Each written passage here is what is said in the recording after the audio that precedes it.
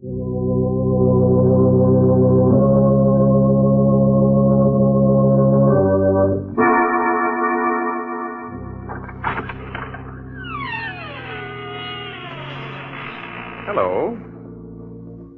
Hello? Oh, there you are. I was afraid for a moment that you had forgotten our appointment. Why, you almost scared me to death. And that won't do after all the pains I've taken to scare you. You remember me, don't you? I'm your host on behalf of the makers of Carter's Pills. And you're to be my guest tonight in the mysterious circle of the inner sanctum. Come in, friends, won't you? Thank you. Take that chair by the fire. Good. And you'll become accustomed to the dim lights in a moment. Don't get too comfortable, because we'll have you out of that chair with thrills and chills, shivers and quivers.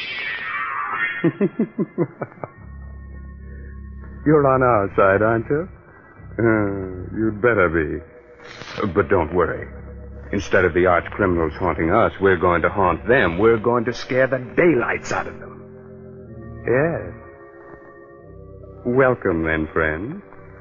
Welcome to the mysterious circle of the inner sanctum. And listen to as weird and strange a tale as ever was told. The amazing death of Mrs. Putnam.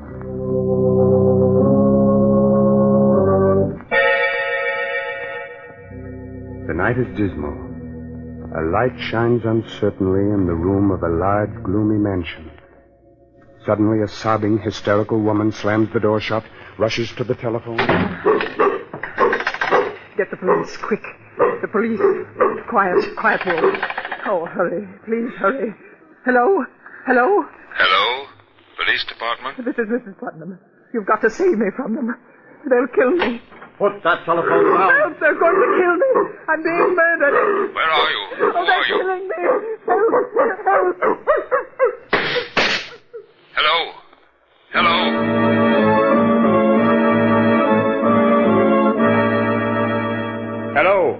Hello? Hello, operator. This is Jeff Hansen, police headquarters. Trace the call that just came through to us. Hurry. That's funny, Jeff. Did you hear what I heard, Porky? I sure did, unless we're both having the same dream. Hold it, Porky. Yes? Yes, operator. Hansen, Jeff Hansen. You have? That's swell. Write this down, Porky. Yes, sure. Yes? The Putnam House, Maple Street. Thank you very much. The Putnam House? Yeah. Say, that's the first time in centuries we've heard that name in the police department. Come on, Porky. Someone in that house is in great danger. We've got to get there, and quickly.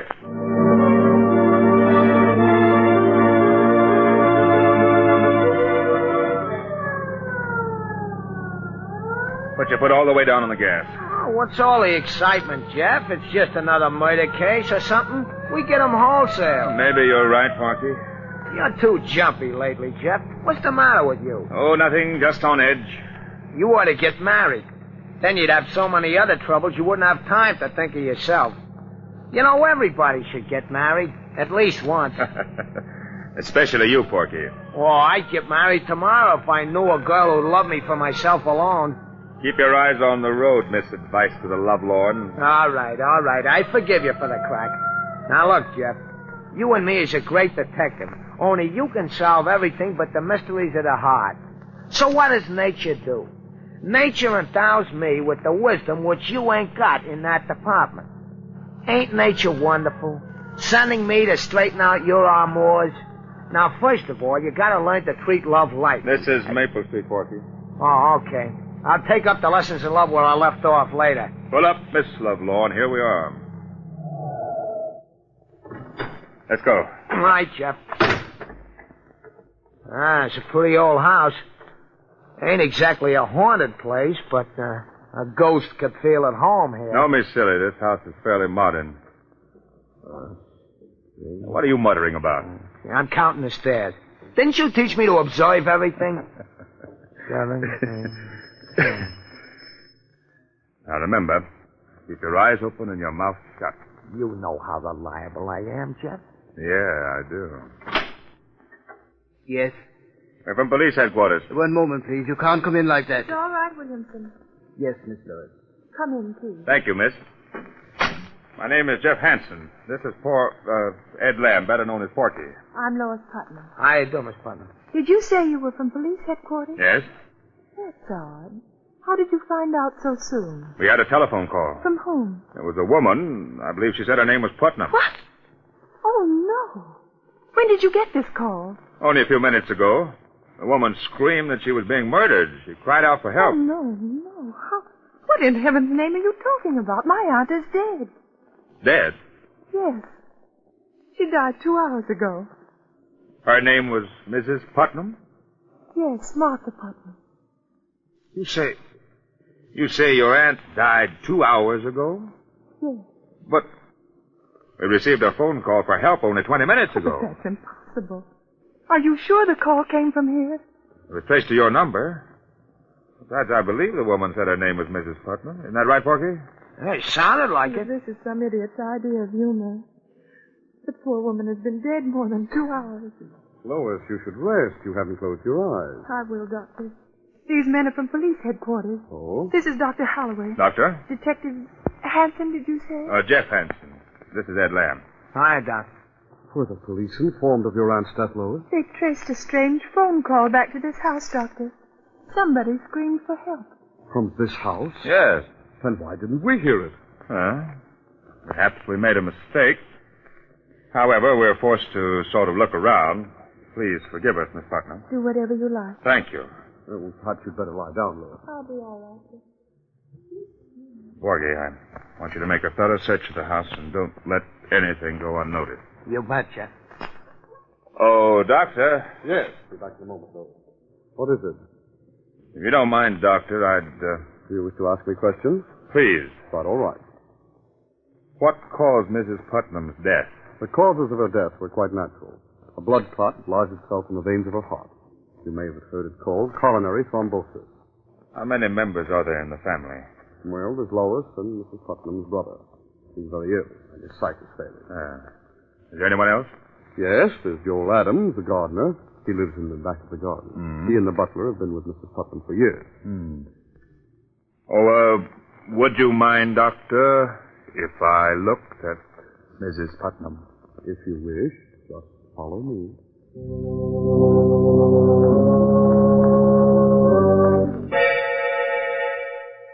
A fascinating mystery, friends? A strange telephone call late at night. A woman screams for help, a dog barks, 2 shots ring out, and then the police dash to the house and find that the woman died of natural causes 2 hours earlier. Riddle me that, my friend. Oh, have no fear, for the day of ghost-like voices from the dead and the day of superstition is past. Or is it? We shall see. We shall see. This way, Mr. Hanson. Thank you. Why do you keep this door locked? Oh, simply to avoid any scenes. They're all so high-strung. Oh. What's the matter with your hand, Doctor? You mean this bandage? You hurt yourself? Well, it's just clumsiness. While cutting some gauze, I snipped my hand. It bled rather profusely. I'm sorry for all this inconvenience, but in my business, it's wisest to check on everything. I understand. You wish to examine the body more thoroughly? No. No, I don't think so. She looks rather natural for a corpse. There we go. Yes. May I see the butler now? Yes, this Castle will bring him in just a few moments. After I see him, I'd like to talk to the others, too. Oh, you'll be tactful with Lois, won't you? She's quite broken up. She was attached to the old lady. Of course. Did you ring for me, Dr. Holloway? Yes, Williamson. Detective Hansen wishes to talk to you. Yes, sir. And now, if you'll excuse me, I'll take a look at Lois. Quite all right, Doctor? Excuse me. Your name is Williamson, I gathered. Yes, sir. How long have you been working for Mrs. Putnam? 32 years. A long time, isn't it? Yes, sir. By the way, did you hear any odd noises or screaming this evening? No, sir. You did hear 2 shots, though, didn't you? No, sir. You're not frightened, are you, Williamson? Yes, sir. Yes, sir, I am. This house isn't what it seems on the outside. Oh? No, it's full of hatred. Everyone hated Mrs. Putnam, and she hated all of us. The Lord found vengeance. She didn't deserve to live. There wasn't a kind thought in her head. Who killed her? The devil took her. Who fired those 2 shots? Lightning struck twice. Where is the dog? In Hades with his mistress. Don't think you're fooling me, Williamson, by avoiding my questions. Take me to Mr. Putnam's room. Yes, sir. It's right here. He's very ill, though. Shall I knock? No. No, you may go. Yes, sir.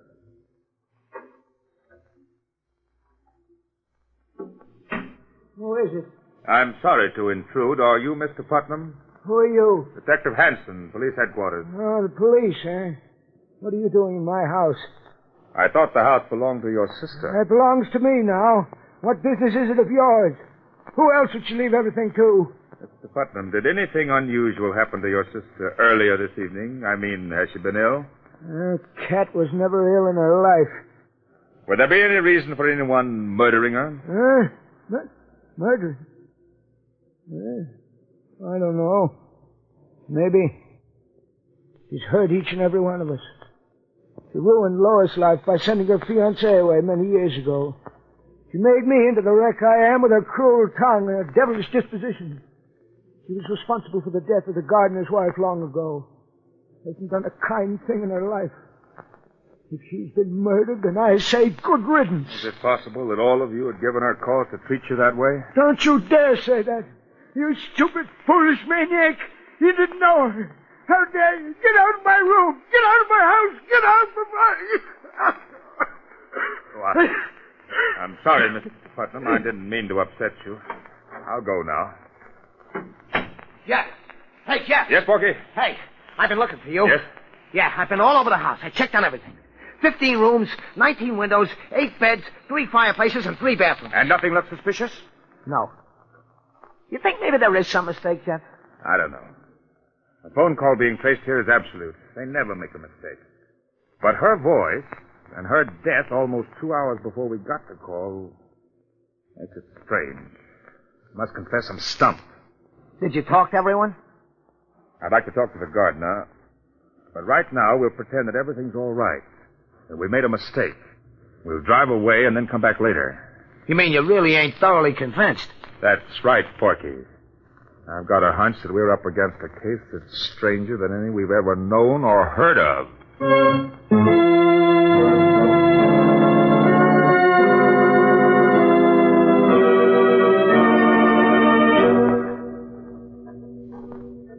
Get in the car, Porky, and don't look back. Right, Jeff. I don't want them to think that we're even slightly suspicious. They may be watching us from the window. Throw on your lights and get the car started. Yep. Porky. What, Jeff? Don't move. Just look over there. Where? Right straight in the beam of the light. Well, I don't see... Oh, you mean? In the garden. That mound of earth. It looks kind of fresh. Right. Holy Mazuma.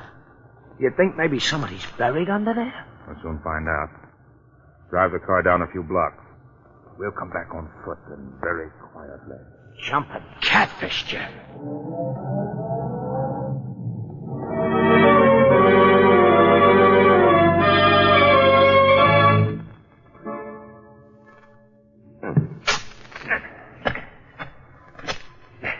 Not so loud, Porky. Don't hit the rock. Just loosen it. How much deeper are we gonna dig, Jeff? The earth is still soft. We haven't reached what we're after. What are we after? We'll know soon enough. You think the old lady might be buried here and the body in the house is somebody else? I don't know. Hey, Jeff. Huh? Jeff, I hit something firm with my shovel. Feels like a body. All right. Don't use the shovel anymore. We'll dig with our heads. Porky, you're right. It is a body. Yeah, it feels like it's wrapped up in a rug of some kind. All right. Get a grip on it. We'll pull it up. Okay. Let's go. It's the dog. The dog we heard barking on the phone. Then there were shots, and that woman's voice did come from this house. They killed the dog and the woman, too.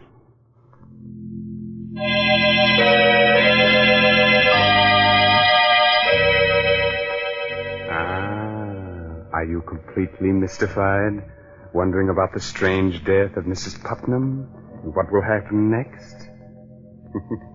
Well, there's no need to be frightened. We know how old-fashioned it is to stop like this suddenly and leave you in mid-air wondering about the outcome of the story. Oh, are you in mid-air? Good. But we assure you everything will come out all right. We won't let you down. And this is as good a time as any to remind you of someone else who won't let you down. The makers of Carter's Little Liver Pills. When you don't feel good, try Carter's Little Liver Pills. They do the work of calomel, but have no calomel in them, for they are simple pills made of vegetable drugs. They wake up the flow of one of our most vital digestive juices. When this vital juice flows at the rate of 2 pints a day, it helps to digest our food and bring back the glorious feeling that goes with regularity. Then most folks feel like happy days are here again. But be sure you get the genuine Carter's Little Liver Pills.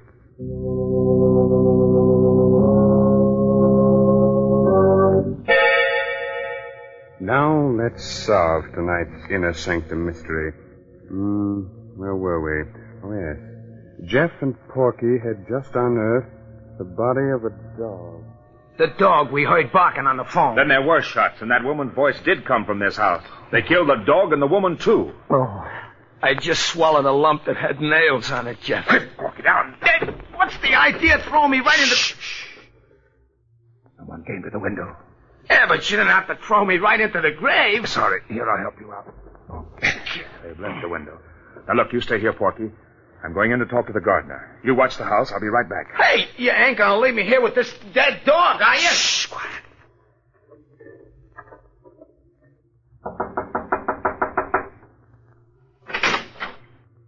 What do you want? I'm from police headquarters. You better let me in. What do you want? I want some information about that dog that was buried in your garden. You're crazy. Who buried it there? There's no dog in my garden. Was there a dog in the house? I don't know. You'd better answer my questions, Mr. Adams, unless you prefer going to jail. I don't know anything. Who killed Mrs. Putnam? Everybody. Everybody hated her. What do you mean by that? Everyone in that house wanted her to die.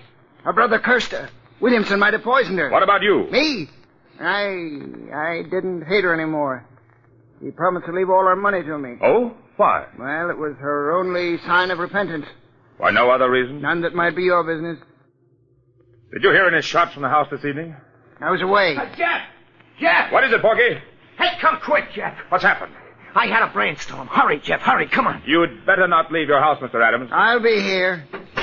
What's up, Porky? The windows. Huh? While I'm out here watching the house, I casually count everything. The stairs again. I count the colored bricks and the large bricks, and then I count the windows. Count them, Jeff. What are you driving at? Count them. Come on, walk around the house. Huh? Count them. 2, 4, 6, 8, 10, 14, 17, 19, 20. 20 windows. What? Great galloping ghost. 20 windows on the outside, and you said you counted... 19 on the inside. That means that there's one window camouflaged on the inside. There must be a room within a room. Come on, Porky. We're going back inside that house. Only this time uninvited and unseen.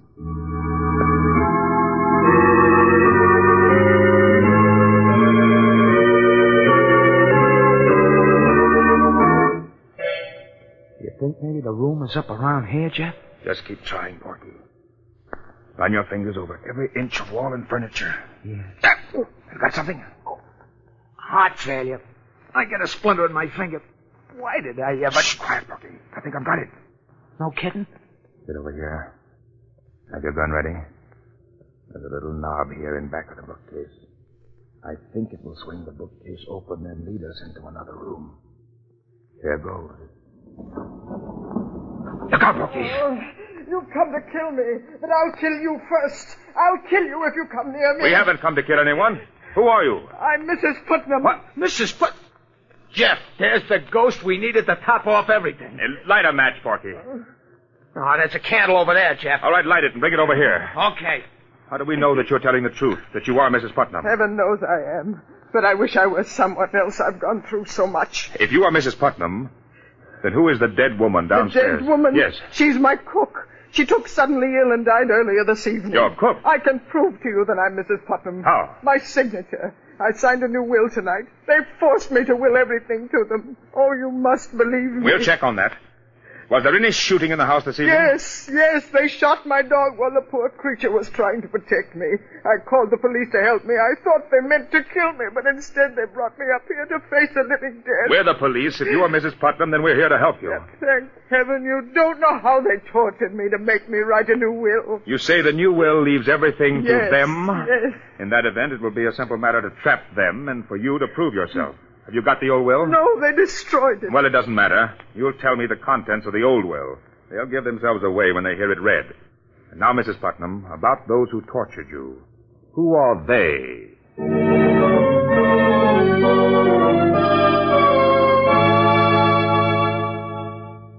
I'm grateful to all of you for not objecting to my presence at the reading of this will. Well, having you here, Detective Hanson, is best for all of us. We're really obliged to you for your kindness. Thank you, Miss Putnam. And now, if all of you don't mind, Dr. Holloway, Mr. Putnam, Williamson, Adams, I'll be brief. Oh, Porky, wheel Mr. Putnam's chair a little closer. Right, Jeff. I had the courts appoint me to see that this will is made valid and legal. Now, this is it. I, Martha Putnam, being of sound mind and body, do hereby bequeath my entire fortune and all my worldly goods to Joel Adams, my partner. Oh, no, you've made a mistake. Careful, Lois. What did you say, Miss Putnam? That isn't my aunt's last will. Lois. No, I must confess, Miss Putnam, that isn't in your aunt's last will. Then what do you mean by reading that? My aunt left everything to me. Please, Lois. You're right, Lois. I did. In the will you forced me to sign. Mrs. Putnam. Don't move, Doctor. Yes, Lois, I signed a will leaving everything to you, that's true. But only because you and your darling doctor forced me to. Oh, I never dreamed that my own flesh and blood would be that selfish. Just a moment, Mrs. Putnam. The conspiracy to spirit you away and bury the cook in your place was entirely my idea. Don't blame Lois. It was a clever plot, my friends, and it might have worked, but fortunately you made mistakes. By the way, Doctor, does that bandage on your hand cover a nasty bite you got while doing away with the dog? Yes, it does. I confess to everything, Mr. Hanson, but Mrs. Putnam is as much to blame as anyone. Everyone who ever lived in this house hated her. With all the money you had, Mrs. Putnam, you never did one decent thing in your whole life. You distrusted everybody and hurt everybody. And so we plotted to get you out of the way. Fate was kind enough to provide us with your cook as the means. With your money, we could have gotten something out of life. You'll get life now, all right, without her money.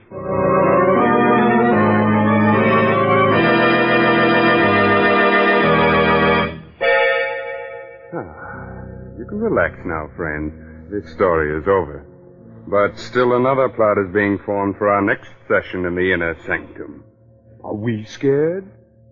Sure. But what of it? Isn't the villain a great deal more frightened than we? But thanks to clever sleuthing, everything will be solved. And there's one more mystery we may be able to solve for you quite easily. When you don't feel good, when you're low and irritable and the whole world looks black and uninviting, try Carter's Little Liver Pill. Don't give in to that depressed feeling that bogs you down. Go to your nearest drugstore right now and ask for genuine Carter's Little Liver Pills. Regular size, 25 cents.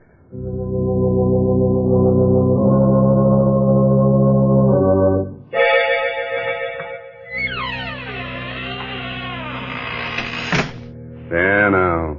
We've closed the door to the Inner Sanctum for another week. Time to go. But spread the news to all arch criminals that we shall ride again in their pursuit next week. This is no laughing matter for them, my friends, so take your tongue out of your cheek. That's better. Remember, we'll expect you next week at this same time in the mysterious circle of the Inner Sanctum. Oh, By the way, you like good mystery stories, so be sure to read this month's Inner Sanctum mystery, The Case of the Solid Key, by Anthony Boucher. Good night.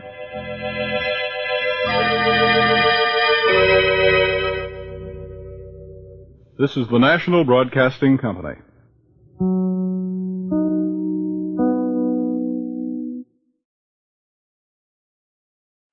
Inner Sanctum Mystery, brought to you by the makers of Cottage Tales.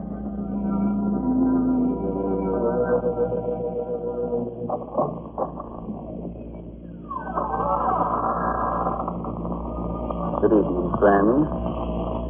I'm Raymond Edward Johnson, remember? Won't you come into our Inner Sanctum? Oh, it's very gratifying that you have the courage to come back. I was afraid our story last week might have been too much for you. But, since it wasn't, suppose we see what you think of tonight's tale. The story of a strange, weird voyage that makes the ancient mariner look like one of the rover boys.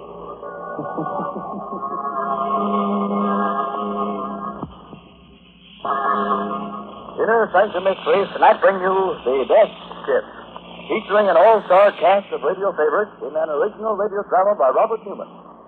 Presented for your entertainment by the makers of Carter's Little Liverpills, the best friend to your sunny disposition.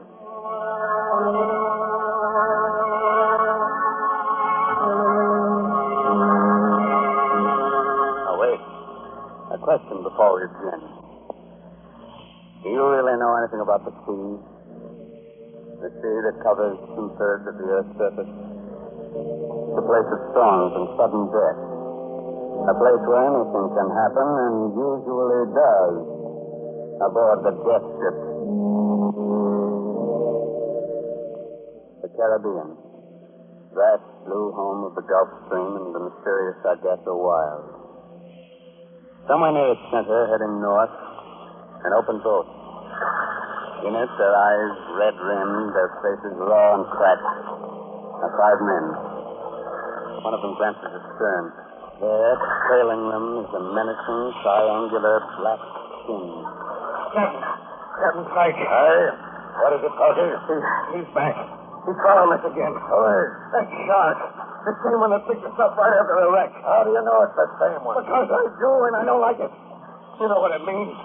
He smells death. You keep on following us until... I'll hold the shore, Captain.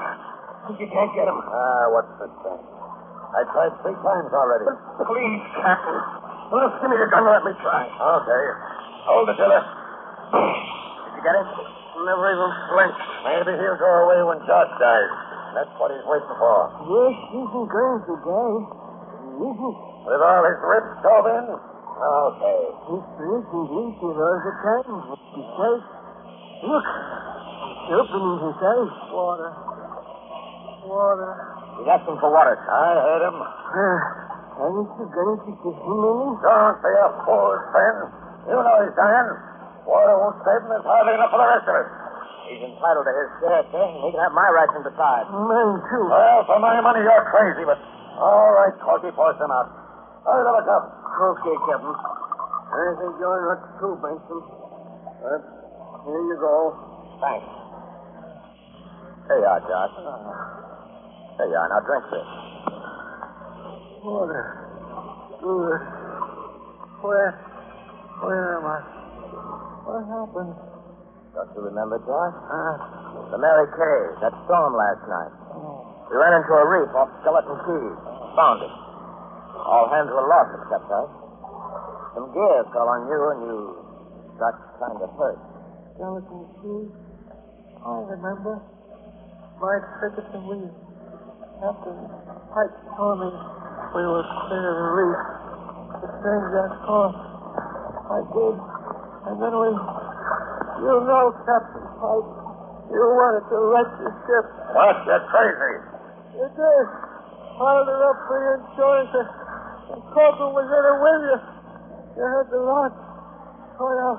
Before we even struck. Well, that's true. Then what are we doing here in a whaleboat without any food and hardly any water? Just sealed over after some things. You couldn't get the launch there. You murdered all the whole ship company. And then I'm dying too. Well, I'm putting a curse on you. On both of you. A curse that'll follow you until... Doc! Doc! Poor Doc. He's dead. Okay. Heave him over the side. What? We can't do that, Captain. That's shot. What do you want to do? Keep him here? I said heave him over. Listen, Captain.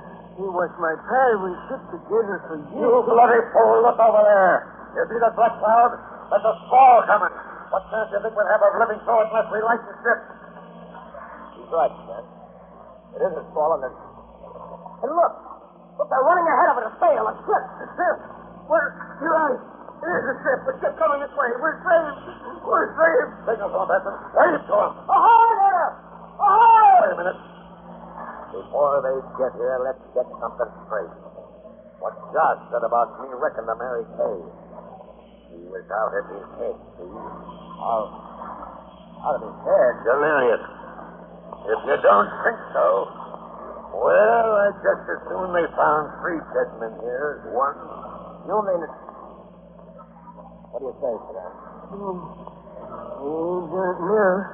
He was just thinking there was something funny about that ship. Funny? Funny how? Look at the way she's luffing, falling off. Right, that's so. But there was no one at the helm. But there is. You can see him. But can you see anyone else? Any crew? Listen, getting aboard her is our one chance. Put out those oars and start rowing. Aye, aye. Come on. Let's go.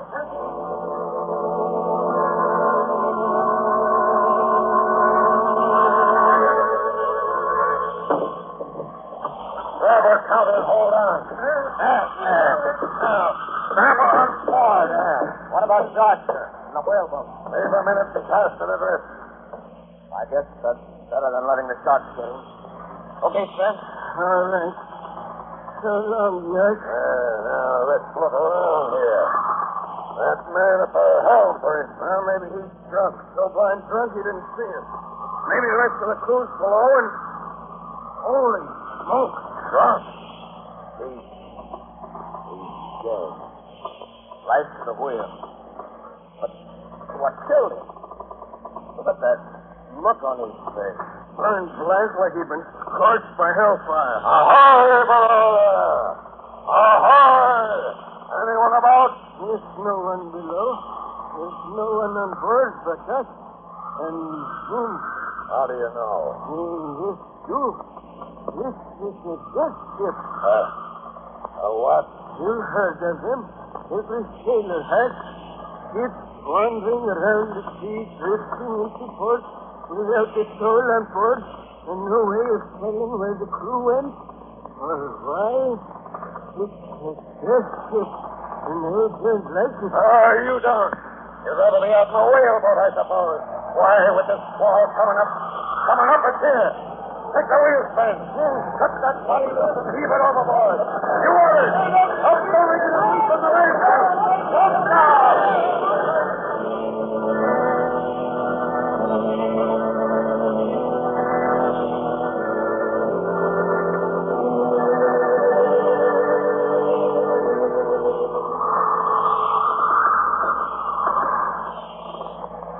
Easier now, is she, Spence?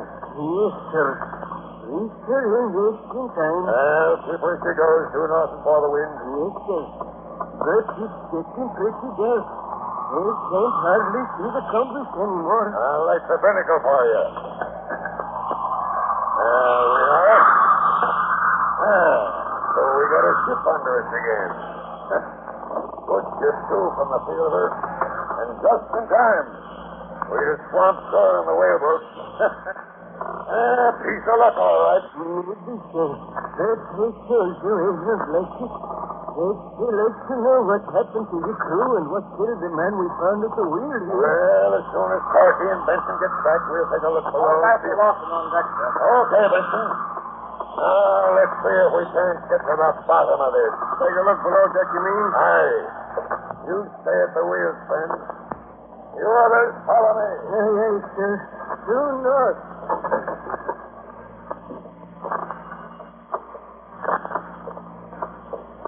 Get the gun ready, Captain? I have.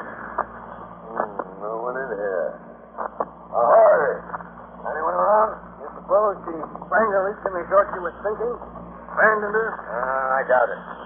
He don't lie as if she was waterlogged. What about a plague, sir? The whole crew dying off. It might be. Look in this cabin here. Aye. Well, looks like it must have been the captain's cabin. Aye. Everything's shipshape here, too. Bunk made up. Hey, what's that? There against the wall. The sea chest. Old one. Old? That chest was old before you were born. Look at the ironwork, the rust on it. What do you suppose is in it? Well, now we'll soon see.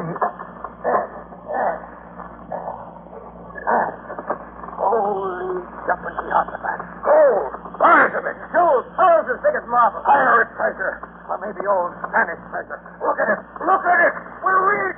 We're rich! I'm going above and tell Spain. It can't lead to here. What is it? Down in the captain's cabin, a big chest full of gold and jewels and treasure. That's so. Don't you understand? We're rich. Rich.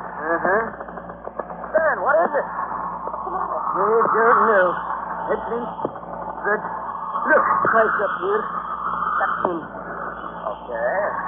I don't know what's come over you, but Captain Pike, would you come up topside for a minute? Aye, coming up. Well, so you don't like this ship, eh, Ben? Did he tell you what we found? He told me, and it doesn't make me like it any better. Huh? What do you mean? You've been to sea for a good many years, Captain. Yes, like I have. But have you ever heard of anything like this happening before? Like what? There was that wreck, dressed around for a day and a night, and out from boat, run into a ship without anyone on it, and then the cover is got pressure aboard. Hey, what are you driving at? It happened, didn't it? Did it? Couple of minutes ago, I saw something off the port bow there. Saw something? What? It was too dark to be sure, but it looked to me like a whaleboat with 5 men in it. And somehow, I got the feeling that those 5 men were us. What? Yes, Tom. They don't think we're really here on board this ship at all. They only think we are. We're really still out there, tossing around in the whaleboat. At least, our bodies are. And then I got a hunch that we're all dead.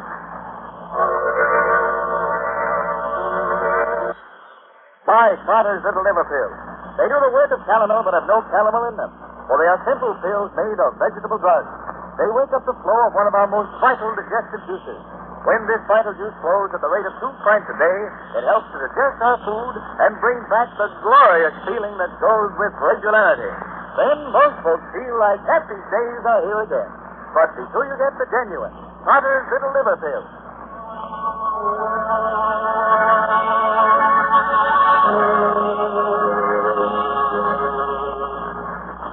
Well, you want to go back to sea again on the death ship? Very well. But if our course from now on is one that's never been sailed before, don't blame me. It's just a moment later now. The 3 men are still standing in the stern of the death ship. It scuds north through the darkness. Old Train at the helm, Captain Pike, and Tom Benson staring at it. Yes. You think we're all dead? Wait till I tell this to Coffee. Tell him to stop figuring out how much that treasure's worth because he'll never spend it. Because we're all ghosts. Fred, why don't you go below and lie down for a while? I'll take the wheel. You think you're crazy. All right. It makes you see that you let us think about this whole business. It just don't make no sense. Like what? We still don't know why this ship was abandoned, what happened to the crew, do we? And we don't know what killed the man we found left to the wheel. Well, no, we don't. Captain Pike, just come soon. The logbook. Hey, wouldn't that make it tell us something? You're right. Finding that treasure got me so head up I never thought of that. Now, we'll go down and read it right now. Oh, sure you don't want Benson to take the wheel, Ben? No, Captain. I'll finish up this trick. You can take over at this place. Okay. Come on, Benson. All right. Go look for the logbook and see if They think in crazy, eh? Well, we'll see.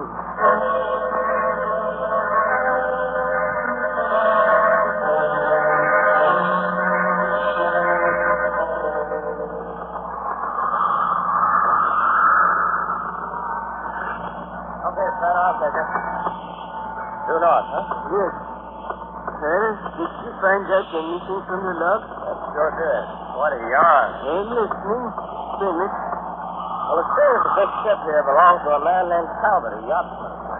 He was snooping around a bookshop one day, and he came across an old book written by a Don, a Spaniard, a couple of 100 years ago. It was all about a galleon, a treasure ship that went down around these parts. Storm? Partly. Talbot fitted out this ship, came down here to look for the treasure. They found it all right, but as soon as they started home, funny things began to happen. Funny things? Yeah. Two of the crew tried to break in and get Talbot's guns, and he had to shoot him. He shot another one when the guy went for him with a marlin spike. Then he realized he'd have to do something drastic. So he and his mate dumped the last 5 men into the whaleboat, set them adrift. That left just the two of them, Talbot and the mate. And then?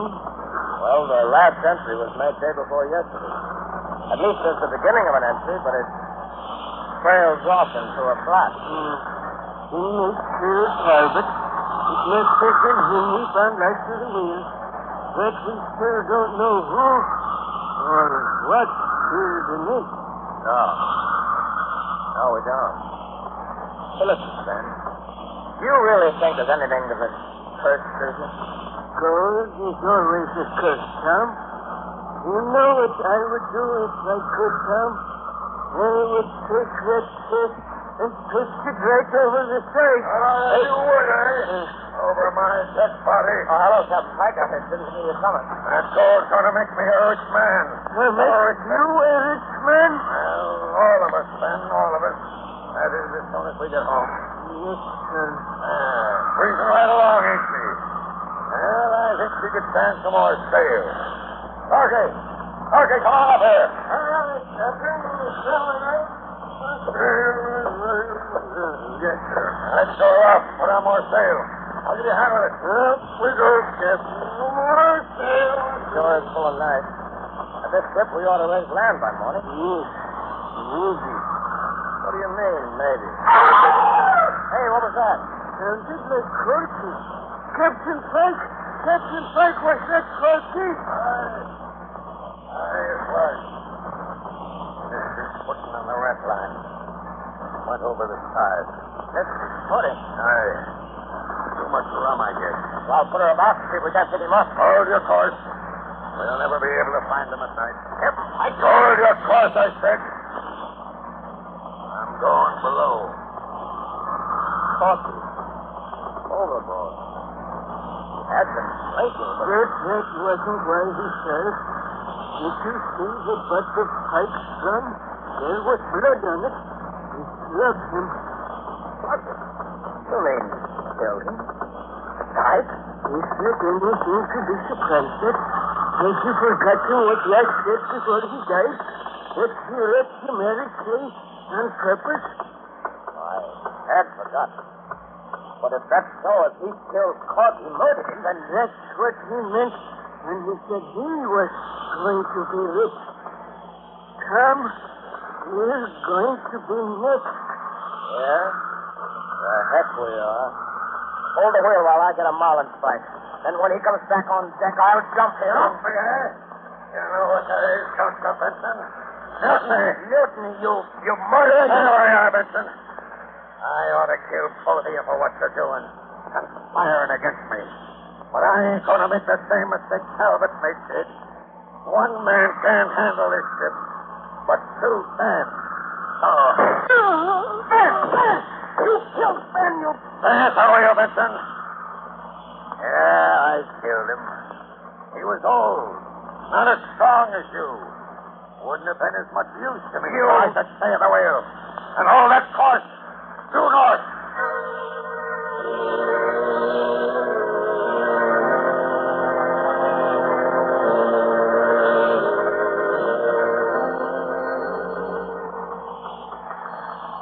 Getting tired, Benson? No. That's good. Won't be long now. Almost 3 bells. Sun will be coming up in a minute. When it does, I got a hunch we'll get a landfall. And then? What do you think? I don't think. I know. You'll kill me. Take her in by yourself. Smart boy, Benson. That's just what I'm going to do. The Dons couldn't get the gold home, neither could Talbot, but I can, and I'm going to. Look, there's the sun. And ahead off there, off the port bow, land. Yeah, land. Okay, Benson. Ready? Hey, what are you laughing at? You! Go ahead and shoot. You think you can hurt me? You can't. I can't. Have you forgotten that whaleboat with the 5 men in it that Ben saw last night? The 5 men he said were us? Have you forgotten what he said that meant? We're sailing due north. The sun should be rising on the starboard side in the east, shouldn't it? But it's not. It's coming out to larboard in the west. Sun rising in the west? Why, it can't be. And still it is. And that land ahead there, it's not the coast. Don't you recognize it? It's Skeleton Key where you wrecked the Mary Kay. There's what's left of her. Now, do you understand? You're dead. You've been dead for 2 days. Dead and doomed to sail a death ship in a circle through all eternity. No, I'm not dead. I'm not dead. I'm not letting go. He's falling. I'm not going aboard here. He's going over the same. I'll board the line, and when he comes up, we'll... Oh, Ben! He isn't going to come up. It's dark.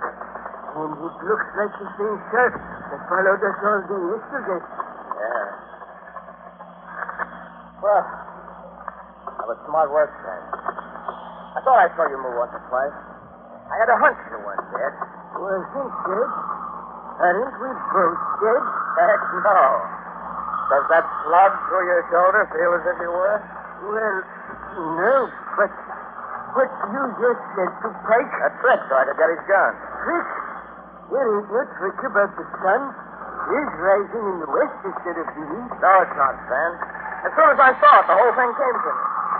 You remember that body we found lashed to the wheel? The mate? You know what killed him? Lightning. Lightning? Yeah. Struck by lightning during the storm when the Mary Kay went down. Besides killing him, it polarized the compass. Reversed it so that the needle pointed south instead of north.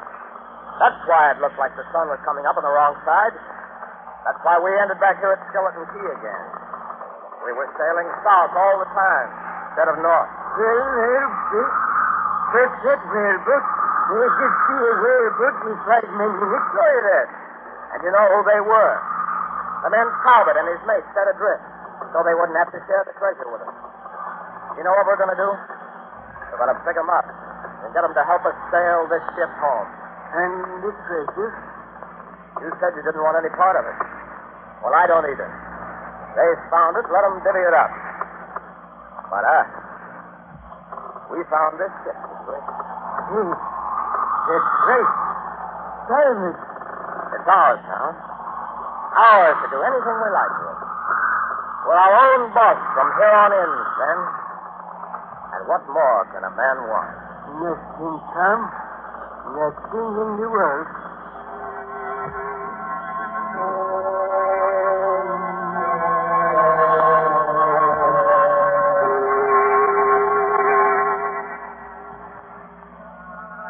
That was the story of the death ship. The ship that sailed the Caribbean with a treasure aboard her and a dead man at the helm.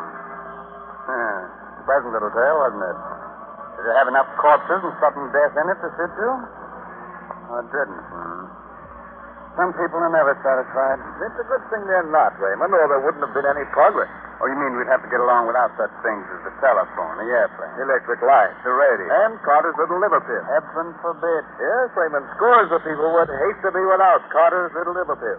Because they've learned that a mean, cranky, sour disposition due to irregularity often takes a decided change for the better soon after they try these simple little pills made of vegetable drugs. Yes. Now, be sure to mention that Carter's little liver pills do this by increasing the flow of a very important digestive juice. That's right, folks. And the name, Carter's little liver pills, tells us where that vital juice comes from. So next time you don't feel good, try Carter's little liver pills. And see if you don't agree that they're the best friends to your sunny disposition. 25 cents at all drugstores.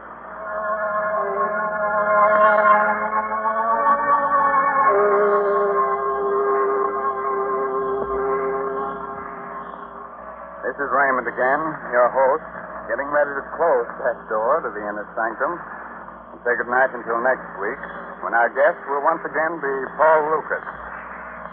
I hope you enjoyed our little story and that you got its moral. What moral? Oh, it had one, all right. All our stories have. Dead men tell no tales, except on the inner sanctum. So, next Sunday night, to overcome the hot weather, invite your friends in for a chilling evening and listen to Inner Sanctum Mystery. However, if you just can't wait till the coming Sunday for our next one, satisfy your craving for a good murder story by reading this month's Inner Sanctum Mystery novel, I'll Eat You Last, by H.C. Brendan. Good night. Sweet dreams.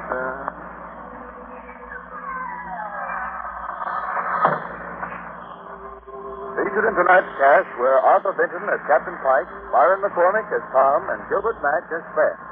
Original music by Lew White. Inner Sanctum Mysteries will be on the air again next Sunday evening, same station, same time, when we will again have the honor of bringing you the popular and gifted star of stage, screen, and radio, Mr. Paul Lucas. Be sure to listen in. This is Ed Hurley reminding you, when you don't feel good, try Carter's little liver pill.